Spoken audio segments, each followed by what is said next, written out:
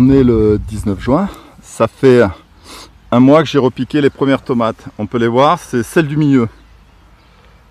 Alors celles qui sont carrément à leur gauche, je les ai mis le 25 mai. Et celles qui sont tout à fait à droite, je les ai mis le 30 mai. Et on peut voir que déjà entre le 25 et le 30, il y a très peu de différence. Et même le 19.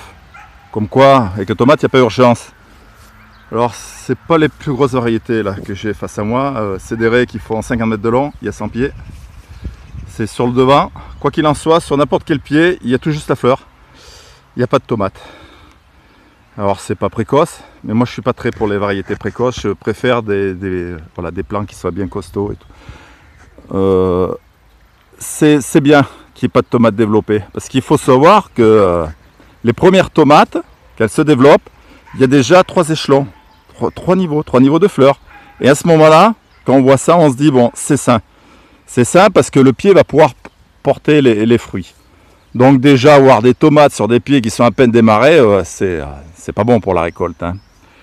Il y a également ce que je voulais faire voir, c'est que moi, les piquets, on peut voir là, c'est des petits piquets en roseau. C'est que je mets les piquets définitifs qu'une fois qu'il y a la fleur. Parce que le fruit, il doit toujours se trouver à l'opposé du piquet pour pas abîmer les fruits. C'est pour ça que je ne comprends pas. Il y en a certains qui font des trous et ils mettent les piquets en avance et c'est pas bien. Parce que moi j'ai des variétés dans le fond qui ont des tomates qui vont faire entre 500 et 700 grammes. Et si elles m'ont frotté après le piquet, ça va pas faire bon ménage. Alors généralement, je ne sais pas si vous l'avez remarqué, quand vous avez une fleur, les fleurs qui vont succéder sont toujours sur le même alignement. Il peut arriver que ça tourne d'un quart, mais c'est assez facile de faire sauter une feuille. Donc on a toujours la fleur à l'opposé. Alors autre observation aussi que j'ai fait, mais que j'arrive toujours pas à comprendre, c'est certains qui mettent des trous, hein, qui font 40 des fois de profond, qui mettent de l'ortie. Si vous tassez de l'ortie, ça peut brûler les racines. Hein. Alors moi le but de mes tomates, c'est qu'elles ont été arrosées que 2 fois pour celle du milieu.